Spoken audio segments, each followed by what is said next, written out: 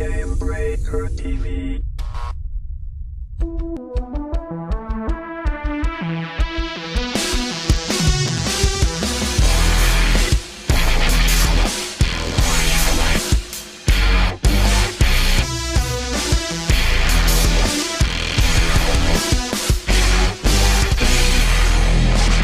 What's up, everybody? Stop talking about Watch Dogs. I know. It's like, it's all anyone is talking about. This is GuildCast, the Guild Wars 2 show. We're going to talk about an MMORPG. Not that crazy next-gen stuff you're not going to see for like 20 years. All right. Coming up on the show, beta for everyone? I don't know. More like drama for everyone. No more Lightning Hammer for Mr. Richie Procopio.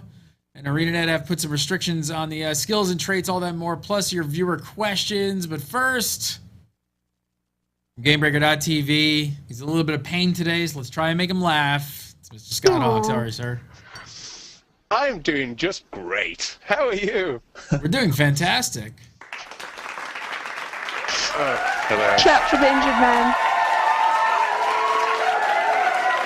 And from Massively.com. Hello. Of course, Elizabeth Clare. How are you?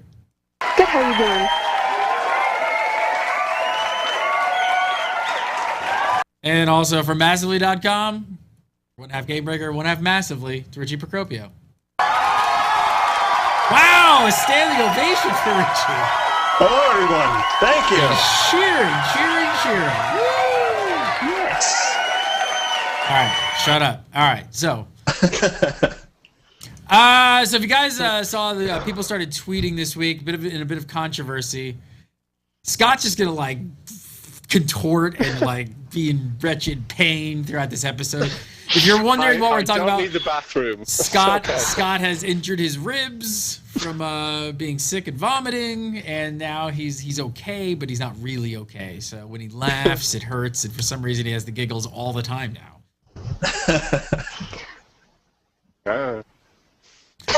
So, all right. So a bunch of tweets went out. A lot of people wondering what's going on. Word on the street was that a lot of people started getting beta keys in their inboxes who pre-ordered, not pre-purchased, which we've been talking about for a long time. You had to pre-purchase to actually get a beta key. Well, apparently some people who pre-ordered were getting from Amazon. Were getting beta keys. There is no official statement by ArenaNet. We've reached out to them trying to find out what the deal is, but we have not heard anything yet. I'm sure they will be giving us some info sooner than later on something like this. But what do you think? I mean, this could make pre-purchasers a little bit miffed, right? It's going to put some of those people are going to. It's the internet. Got to complain about something, so we're going to complain. Right. But doesn't this reek of like corporate Amazon? Somebody got wires crossed and screw up more than anything. That is what it sounds like, especially because so little has been said. Like, I feel like if it was a change that ArenaNet was spearheading, we would have known about it beforehand, and there would be some sort of verbiage going with this, as opposed to just emails being sent out and like people finding out that they had these keys. So it definitely sounds like some back-end screw-up. And this doesn't really sound like something that they would just change the policy on, since they made such a stress about that you had to pre-purchase the game. And we're talking about the keys that people are getting are apparently getting them into access for all beta, right? Not just one. So the code that they're getting is getting them into all the beta weekends, as well as it's even showing the 3-day head start. So this is like the full kit and caboodle. So what it sounds like is that Amazon have got some for the full pre-purchased, some codes that sit there for the full games, and they're sending them out too early to people who've pre-ordered, and basically perhaps the wrong people are getting the wrong codes. Which is what it sounds like, because if not, I mean, well, you've got ArenaNet have been sending out loads of codes to lots of people. If you were by our Facebook over the last weekend, you'd have seen lots of chances to get codes for the next beta. So yeah, something seems to be a bit awry, and especially if this is something that ArenaNet hasn't loaded in advance as well. Yeah, it really just sounds like this is an Amazon screw up more than anything.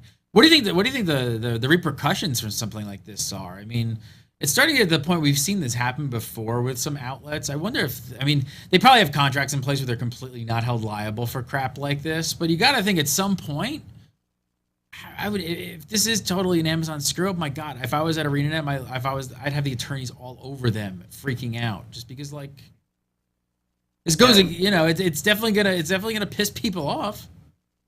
Well, to my knowledge, Amazon didn't have pre-purchase as an option. I don't think they're set up for that. Oh, really? So if they got those keys, they got them from ArenaNet. So I don't think it can be like a one-sided blame fest. At least to my knowledge, I could be wrong. What if they got those codes for when it actually goes live, and they actually have that to send out to anyone who actually purchases at that point? You know, I don't know.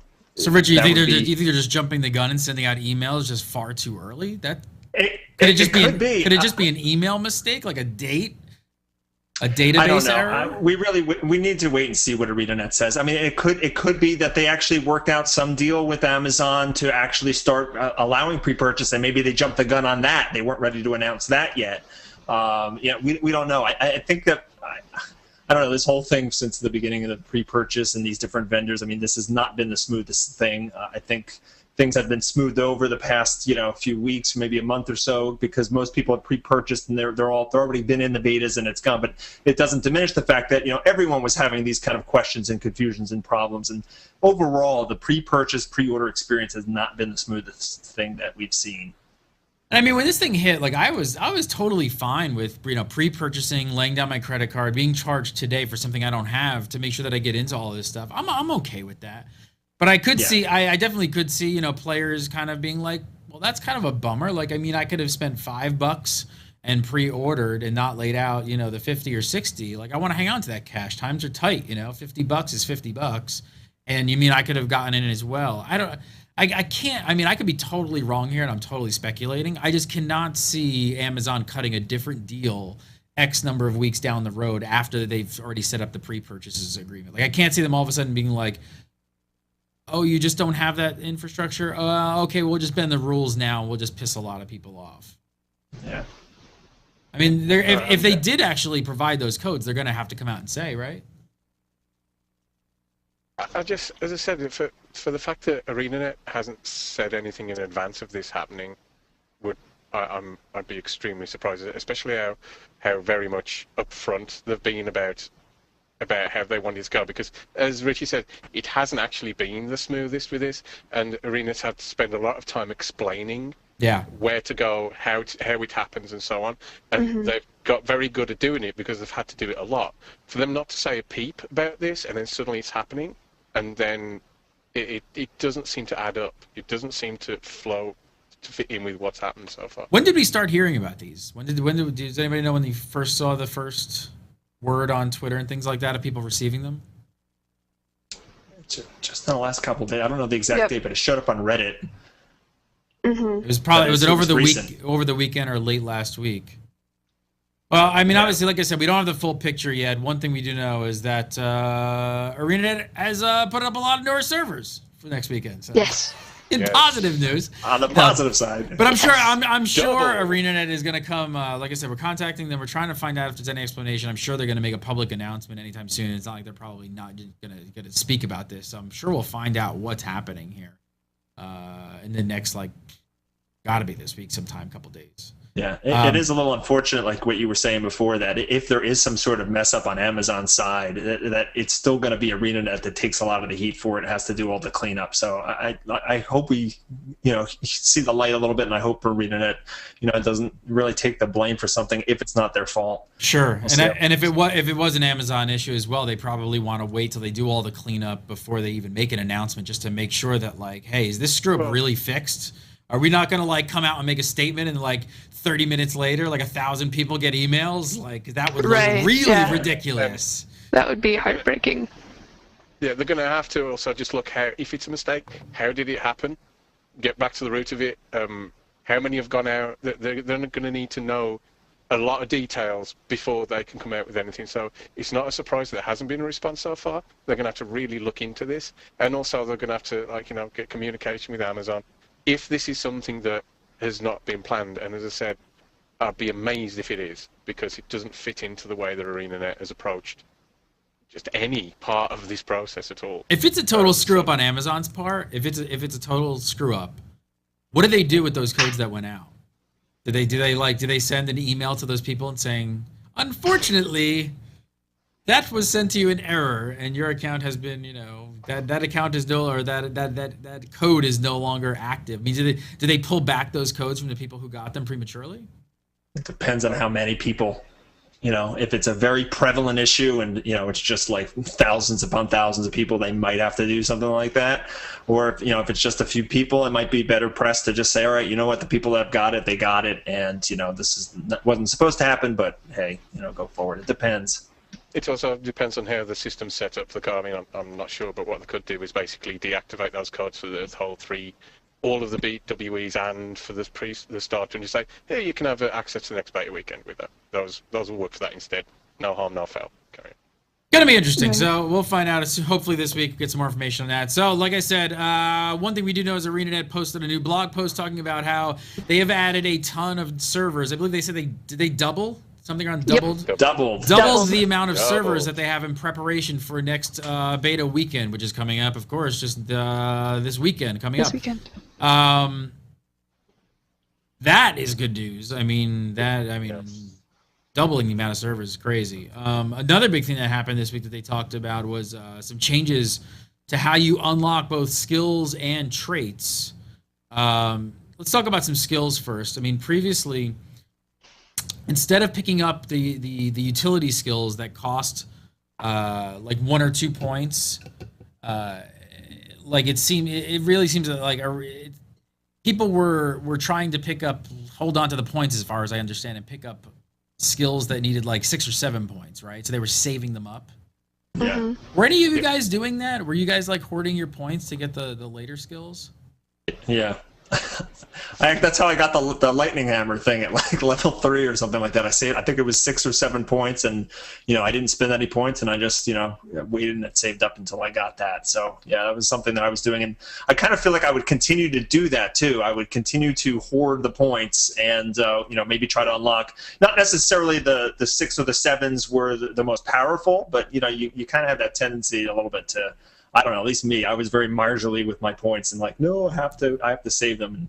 What do you think they thought before this change? Because it almost seems like the change would have been in there initially, because you would think most gamers would do that. I mean, if you're an MMO veteran, like you kind of understand how that works, you'd hoard those points and just get the cool stuff, right? And it seemed like it was a little bit too early and easy that you were getting them. I mean, did they really think that people just weren't going to do that? Maybe some people are impatient. I think they were trying to really balance the whole like play your way ideal against leaving people and giving people the freedom to do what they want versus more progression. So it's a design choice that they felt they had to make, and yeah. I think it's also for the players who were experienced, they were like, right, I'm going to hoard these and grab that, and so that kind of progression wasn't there in the way perhaps they thought. But for people who are completely new to the whole thing, it was like, oh my god, look at all these points, what do? I don't know, where do I go? And perhaps they felt a bit lost in it. So as it was, and this is just what I'm trying to think is why the design choices come in, change. I think it's because they didn't feel it hit a good central ground of choice, but with a bit of direction in it. So I think that was why the change came in. Does this start? And I'm just posing the question, but when you start adding like these sort of like tree and point systems in place with clear pathing now, to some extent, does it start getting us closer to more buildy, characters? Where now this is the big thing about Guild Wars 2 was that you play how you want, and there wasn't going to be really like builds, and there's going to be so much freedom. And this kind of starts pushing us into the territory of more builds, doesn't it?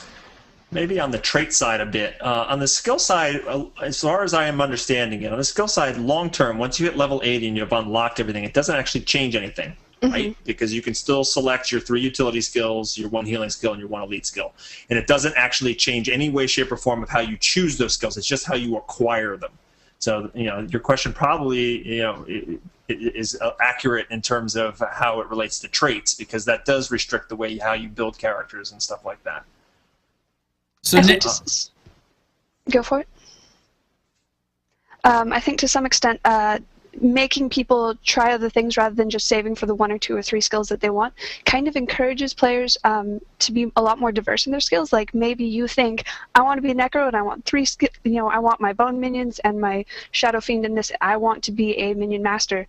Maybe if you can't get all of those right away and you have to take other things, you explore something else and you see, oh no, I really like this other build and I enjoy that. So hopefully people be more knowledgeable about their class and what their profession can do, and it'll make them more well-versed in whatever profession it is they're running. This is going to be completely down to how they set those. I mean, we haven't got our hands on it yet.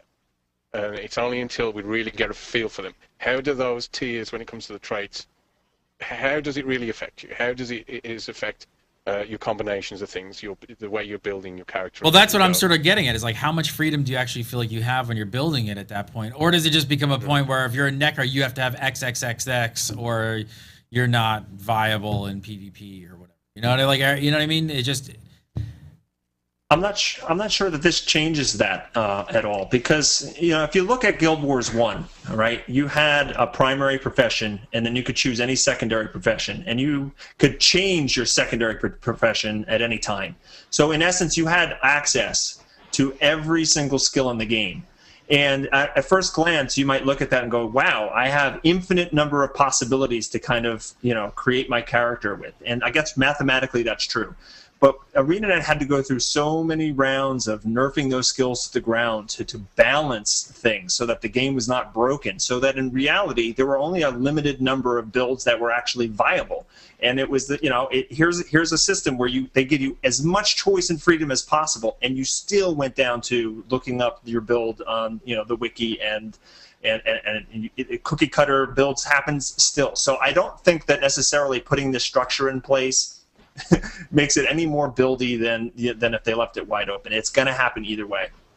So people now, just so everybody understands now what they're doing, so the skills are now tiered in such a way that we're kind of used to in other games, where you have to spend points in lower levels, on those skills to unlock higher level skills. Elizabeth? But it's worth pointing out that you don't have to you don't have to unlock this specific skill to unlock its child skill. You don't have to go through a specific chain. You just, from what we've seen of it, you have tiers. So I have to unlock a certain number from the first tier before I can move on to unlocking the second tier, rather than saying I have to unlock this skill in order to later unlock this skill. So it's still a lot more flexible than other systems.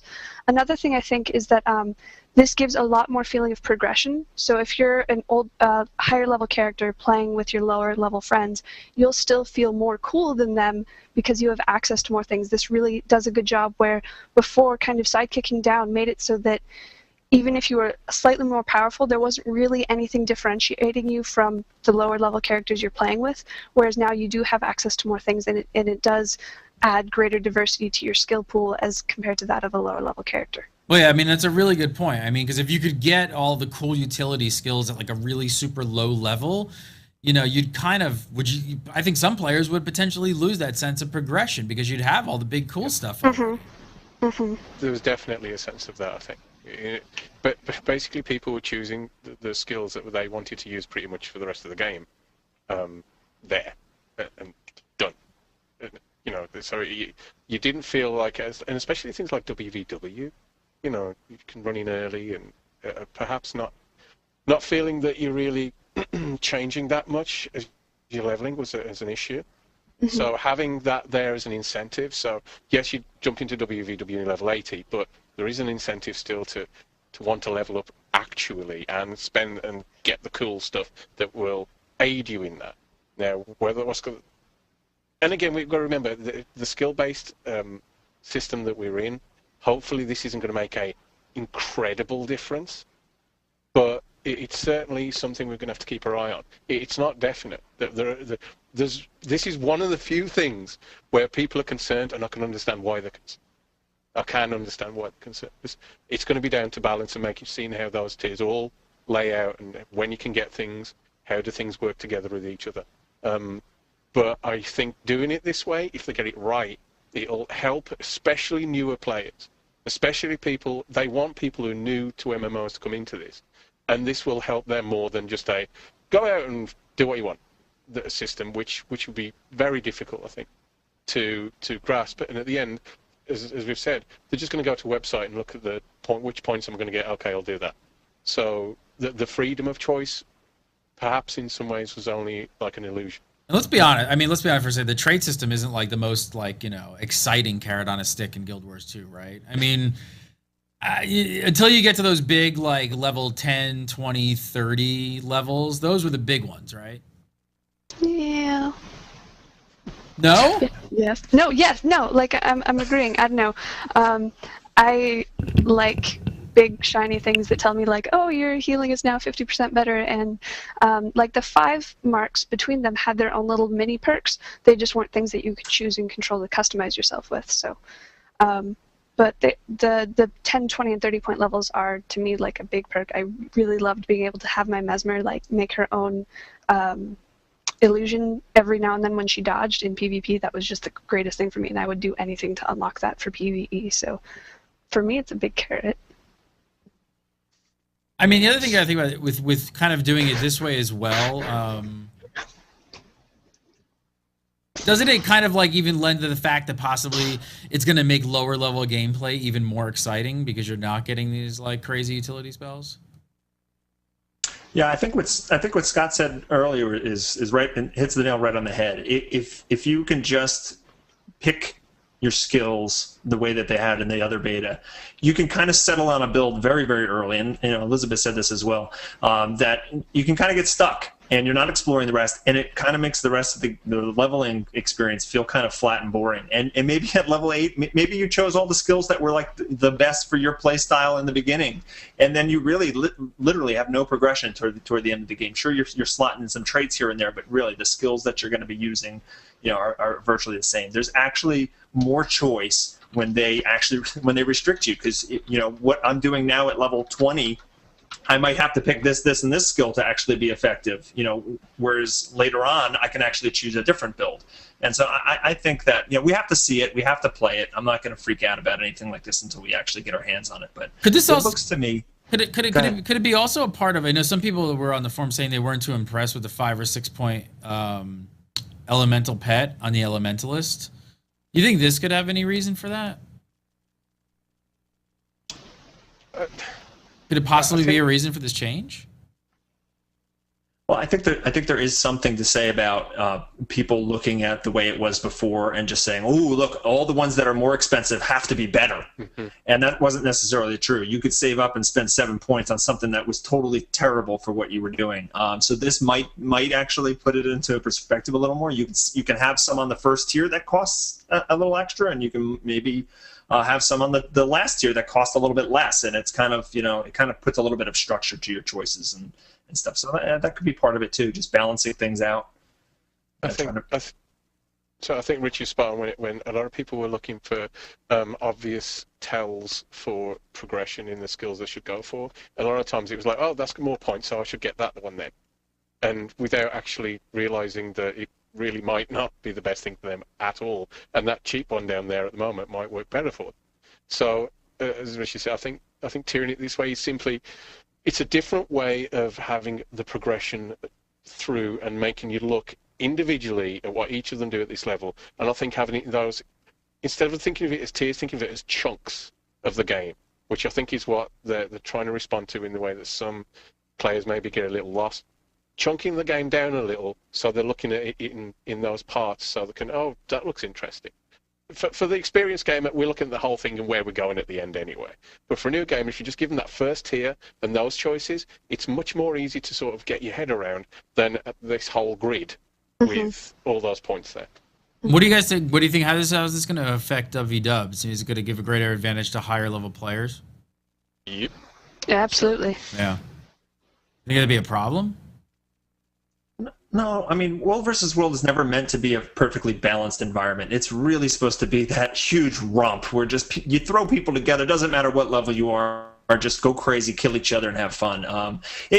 Level 80 player had a huge advantage already over a level 15 in World versus World. Sure, this compounds it a little bit, but I don't think it matters, and it certainly doesn't matter long term when most of most of the participants are going to be high level anyway. If you want balance, do high level PvE, or do the structured PvP, and then do some explorable mode dungeons. That's where you really need to see the balance. That's where that's going to matter the most. I don't think that they should worry too much about World versus World being balanced. It's just not going to be. Yeah, and also those differences to the high level players can be countered, but just by being good at the game. Mm-hmm. for a lower level player. A lower level player who knows what they're doing against a higher level player will still most likely win.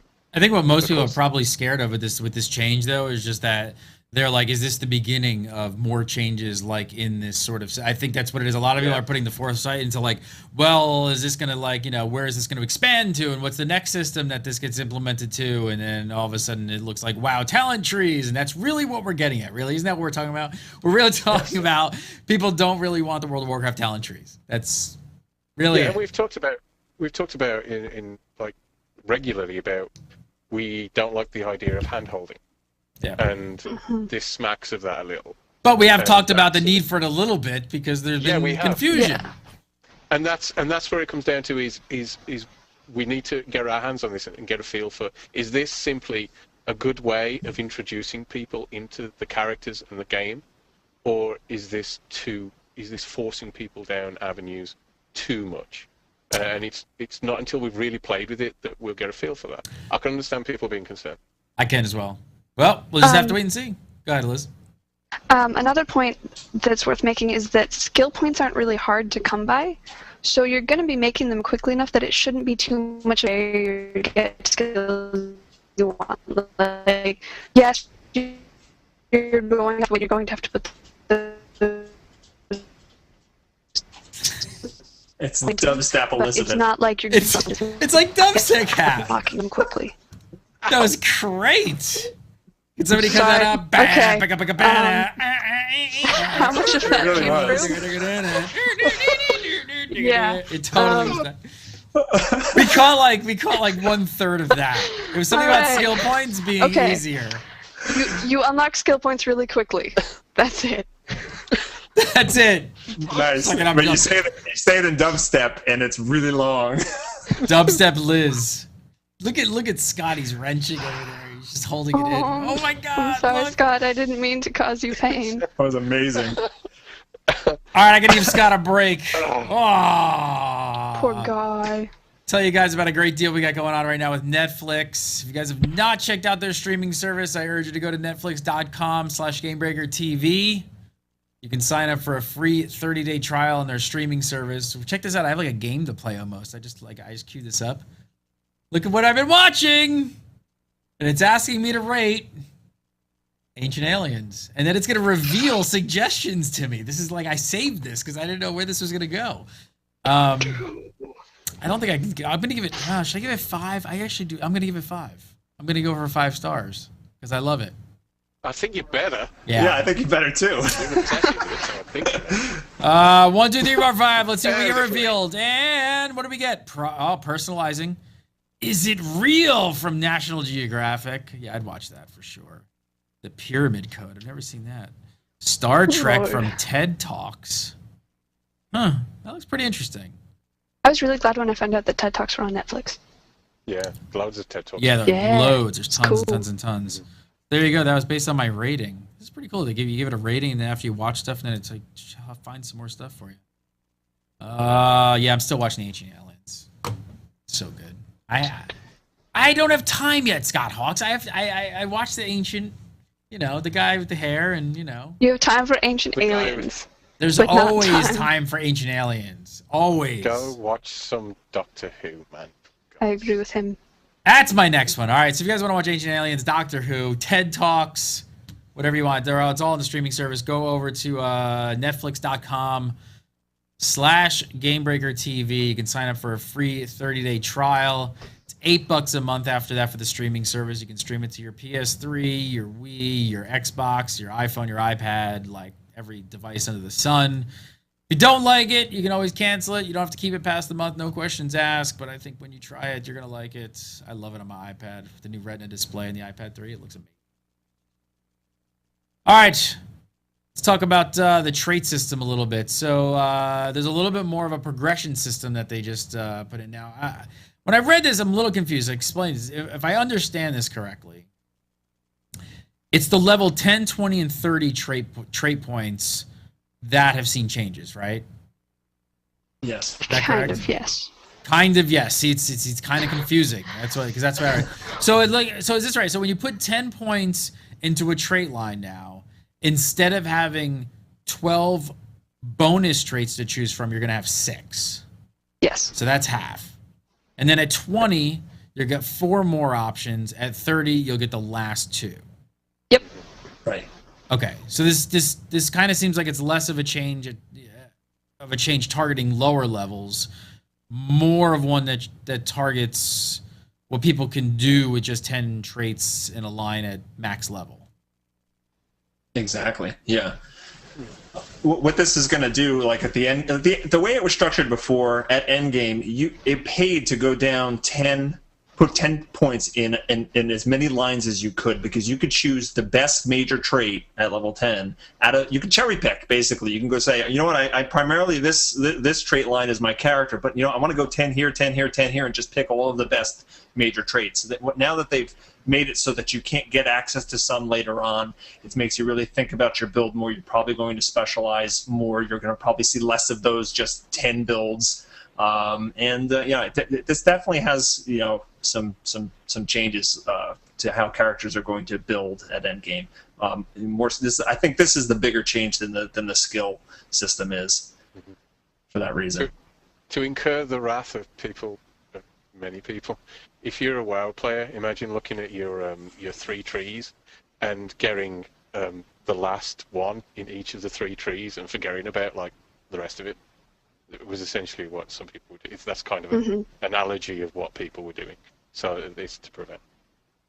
Is this pretty much for balance? Is that what everybody thinks? Pretty much just straight up balance reasons? Yes. Yeah, definitely.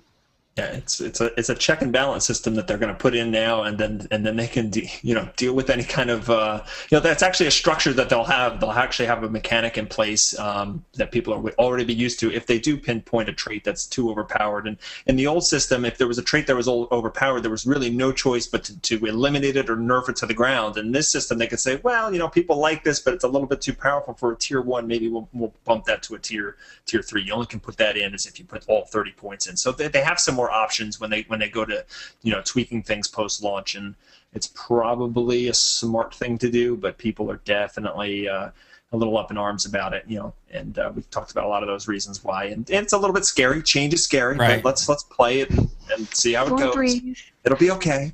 Oh, well, the other thing, so to understand that's clear, but if you put 30 points into a line, you're going to be able to take any combination of any traits you want, right? You're not limited by the tier, right?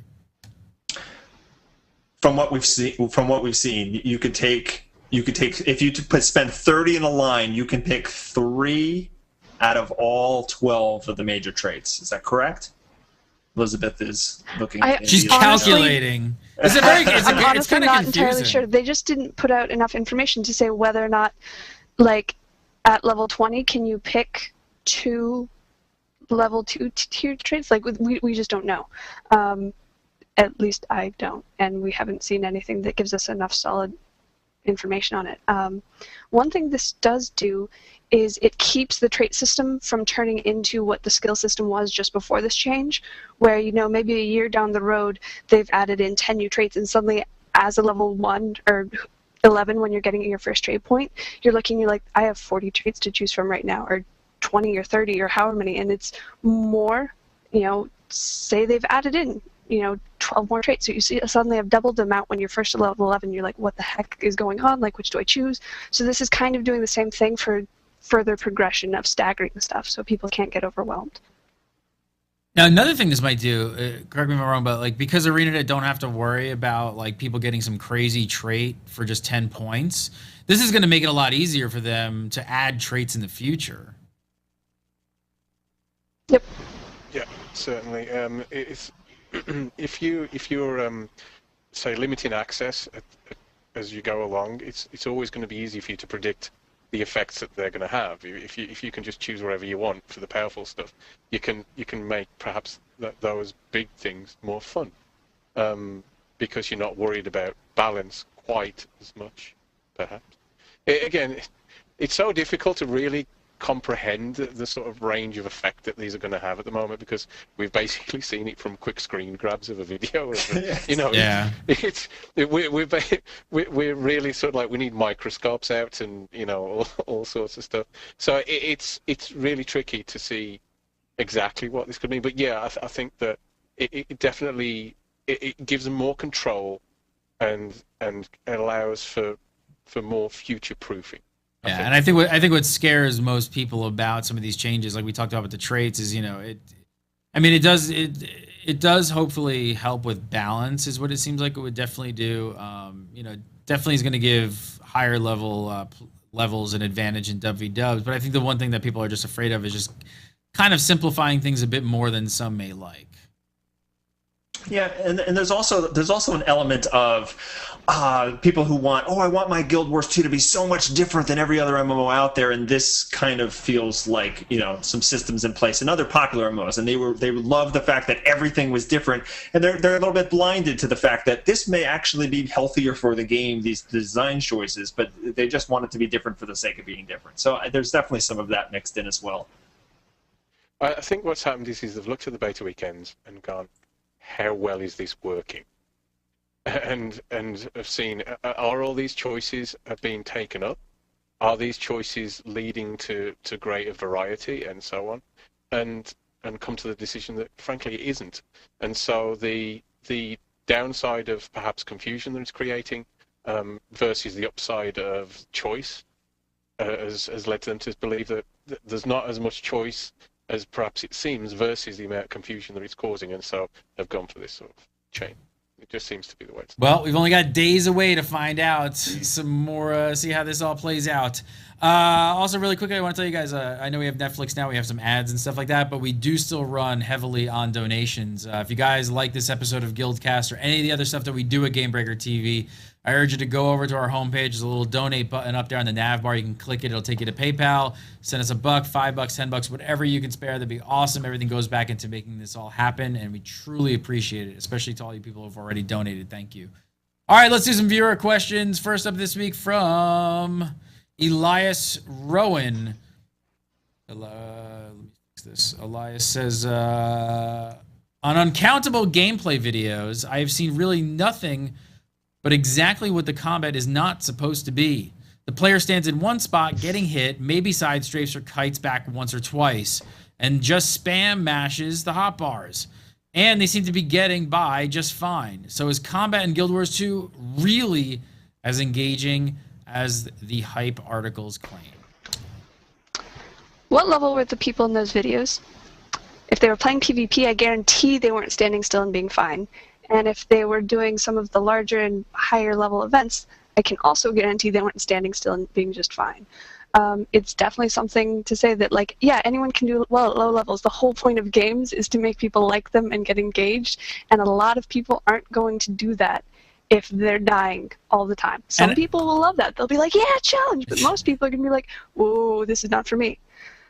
And they could be watching some of those earlier PvP videos that were only press, and they were terrible. Mike B was the only one with good PvP videos out of the press beta event. He got so many props for it because he was the only one who knew how to PvP. So maybe you're just watching the wrong videos. It's partly. I mean, there's still videos, recent videos, where you see people standing there. I'm better now. I'm not as bad as I was, honest. I'm not on fire off as much as I used to be. But yeah, there's still people who are getting to grips with the game and the fact that it's different. But yeah, if you're at low levels, the reason you're able to survive for much longer than without doing all the right things is because there has to be a learning curve. You can't just push people off a cliff on level 1 and say, all right, if you're not using dodge regularly, you're going to die every time a mob comes up to you. Yeah, you have to get them used to those facilities and get them used to using that. And it has to be more gradual progression than just saying, well, if you're out just outside Divinity's reach and you come across a centaur, well, you've had it if you don't dodge. You gotta have some room to breathe, especially for new players, and especially for fools like me who have played MMOs for like 13 years and then are used to doing things in a certain way. You have to have that chance to chance to adapt to what's going on around you. So yeah, if you're seeing people surviving without dodging and just standing there, they are low level. It really is. You get the higher level you get up, you are going to get creamed by some of those mobs doing that. What do you think, Richie? Yeah. Watch some of the Ascalon catacomb videos, and you'll see, you'll see people dying if they just stand still. I mean, You'll see people dying if they don't stand still. Yeah, exactly. There's just it's absolute craziness. So yeah, watch that. So it's a little bit high level. It's especially if you can find some videos with the explorable mode versions, which are tougher. You'll get to see what the gameplay is going to be more like once you get out of these newbie areas. All right, next up, this one in from Adrian Lloyd. Adrian says, do you think it'd be cool / possible to have nature effects in PvE and WDubs, like snowfall, rain, etc.? Is anybody going to say no to this?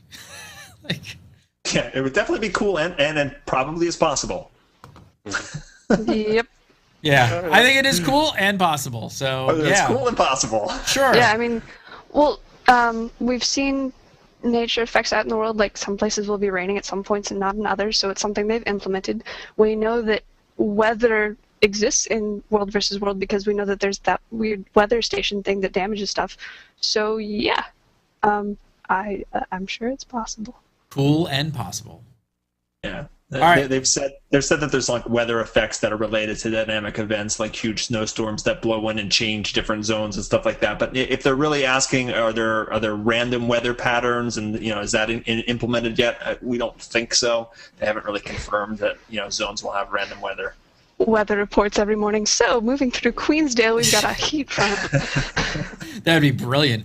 All right, last up from Corey Crimson Jenkins. Corey says, we know there will not be guild halls at launch. However, it does seem likely they're going to add them at some point. Assuming this is true, what cool features do you think they might include with them? The guild halls in Guild Wars 1 were massive. Is there anything special you hope they add or bring back to guild halls in Guild Wars 2? What do you think, Liz?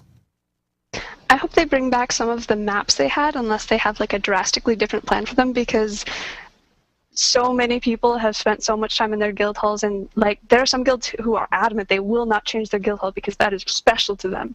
So if there was a way to bring that back into Guild Wars 2, that would be amazing, even if they were updated or altered to show that 250 years had changed or whatever. Like I think that's something that a lot of people would be clamoring for. Scott, what do you think? All the NPCs you can get. Yes. There's just so many NPCs you can get in the first Guild Wars for your guild hall. It's crazy.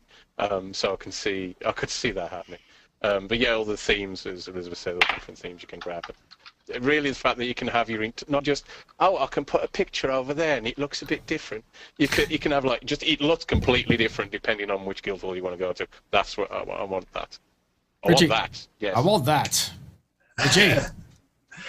I think it would be really cool if they made it some way that guilds could actually save up and purchase mini games that you could play in the guild halls, like the activities that they're putting in, like the bar brawl or polymock or any of these little fun things. Just something that you can actually have some interaction with other people in your guild while you're there, so you're not just standing around saying, "This is our guild hall, hooray!"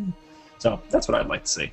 Richie Procopio, he's cool like that. Follow him on the Twitter at Richie Procopio, and of course go to massively.com. I was like, hey, I'm Fonzie. I'm cool like that. That's right. Hey. I'm cool like that. Hey.